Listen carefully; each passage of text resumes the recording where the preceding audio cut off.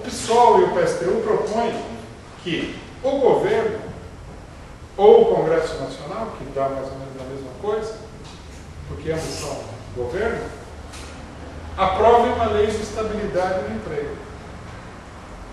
Bom, primeiro, sim, falar que isso aí vai acontecer sem que você coloque, sei lá, 1 milhão de pessoas para invadir o Palácio do Planalto, quer dizer, se essa sua proposta não está baseada numa gigantesca mobilização popular, também é uma proposta ridícula.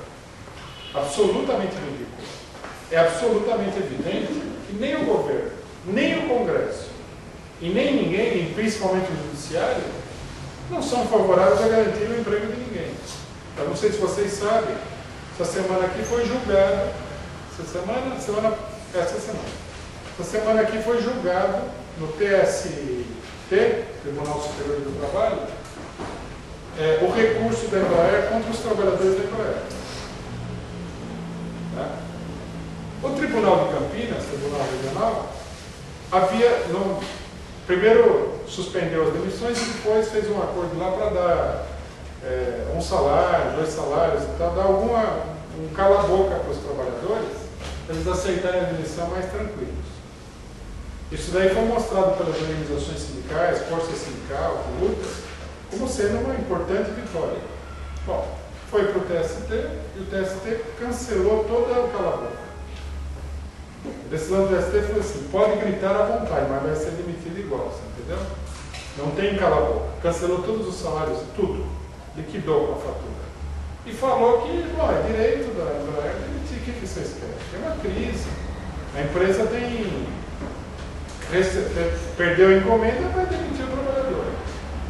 E aí o que acontece? Querem que a gente vá e apresente para esses órgãos que estão tomando essas decisões, como se fosse viável, sem nenhuma mobilização por trás, nenhuma, não é que não tem uma mobilização intensa, gigantesca, revolucionária, sem nenhuma mobilização, e que eles vão aprovar aí, vão alimentar a ilusão do trabalhador que eles vão aprovar uma lei de estabilidade do emprego. Não faz sentido nenhum. Quer dizer, como vocês podem ver, tudo isso não passa de ilusões. Agora, o que essas ilusões têm em comum? Essas ilusões têm em comum que eu havia assinalado antes. A crença em que é possível encontrar uma solução de comum acordo entre trabalhadores e a burguesia. Por exemplo, se a gente fala, dê o dinheiro do Estado para os patrões, eles vão reativar a produção. É uma política de comum acordo, é uma ilusão da burguesia.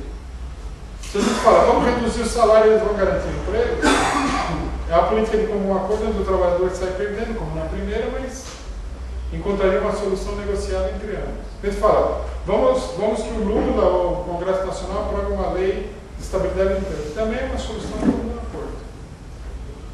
Quando, na verdade, a única coisa realista a se fazer é organizar os trabalhadores para que os trabalhadores coloquem abaixo a ofensiva patronal de demissões. Esse daí é um segundo problema fundamental que se coloca na questão do 1º de maio. Vocês vejam só o seguinte, né? Só assinalar a gravidade da situação. No dia 30 passado, houve um ato de todas as centrais sindicais, porque o Brasil, vocês sabem, é um país pitoresco. Normalmente, quando você fala central sindical, você está pensando numa coisa, como o próprio nome diz, central. No Brasil tem 40. Então, a gente precisaria saber do que elas são centro. Centro do quê? Na verdade, seria assim, sei lá, mas seria um pluralismo sindical. Eu ia chamar de plural sindical, alguma coisa assim, ou partido sindical.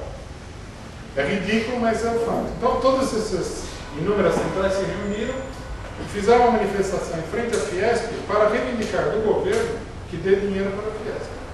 Porque é uma coisa inusitada, nunca tinha visto na minha vida. E o mais interessante de tudo, toda a esquerda foi para lá. Toda. Com exceção da gente, talvez algum outro grupo de esquerda aí não tenha ido. Me parece, por exemplo, que os companheiros da Liga Operária não foram, por exemplo. Mas o que eu conheço de esquerda estava lá pedindo dinheiro para a Fiesp, em frente à Fiesp. Só faltou o pessoal da Fiesp entrar na manifestação e ele agitar a bandeira dele. Só faltou isso daí. Porque fora isso daí teve de tudo. Foi o maior show de estupidez sindical que alguém já viu na história do Brasil até hoje. Inclusive teve gente que teve a capacidade de nos criticar por não ter ido na manifestação. Que se a gente não teria ido na manifestação porque seria, não sei, a capitulação, teria com medo. Bom, qual seria o nosso medo? Fora o medo do vexame. Ser beijado. O medo seria ser beijado pelo presidente da Fiesp.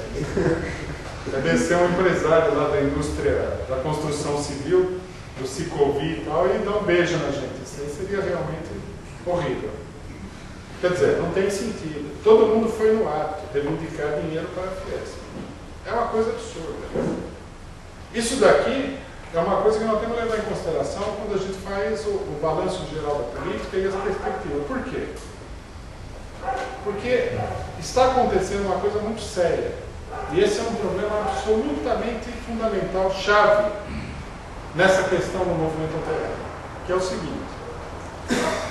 Vamos começar por outro lado para voltar nesse problema. Não sei se vocês viram que o Lula se transformou rapidamente num dos políticos mais badalados do planeta. Na reunião do G20, o Obama, isso aí foi filmado e foi reproduzido em vários lugares, levantou lá e falou assim: ele é o cara. Obama é o cara que está com o maior prestígio, recém-eleito, presidente dos Estados Unidos. Apontou para ele e falou: ele é o cara. Essa semana nos Estados Unidos, num programa do desenho animado, não sei como é que chama. Exatamente. Apareceu o Lula lá também. Então, eu imagino que todo mundo tenha visto. O cenário era o seguinte: a Terra estava sendo tomada por alienígenas, aí chamaram presidentes de alguns países. Os 3 presidentes, se não me engano, eram a França, Brasil e outro. E está o Lula no telefone lá, quer dizer, ele é o cara. Mas a imprensa norte-americana levantou o Lula lá em cima. Começou hoje a Cúpula das Américas, reunião de todos os países latino-americanos. Uma das pessoas mais importantes da reunião, sem dúvida, se é que não é a mais importante do que o Obama não, porque ele é que dá as cartas. Mas politicamente, a pessoa mais importante, junto com o Obama, é o Lula. Inclusive o Obama falou: eu quero uma parceria com o Lula. Aí alguém falou alguma coisa e ele falou: veja bem, deixa eu esclarecer. Não é parceria do poderoso com o fraco. Não é uma parceria desigual. Não é uma parceria onde ele fica em inferioridade. Eu quero uma parceria em pé de igualdade com o Lula. Veja, você é presidente dos Estados Unidos. Agora, aqui se colocam 2 questões. Por quê? Primeiro, que os Estados Unidos está o imperialismo está muito enfraquecido. É a hora de tirar a polícia da rua e chamar os bombeiros, entendeu? Porque o país está queimando, o mundo está queimando.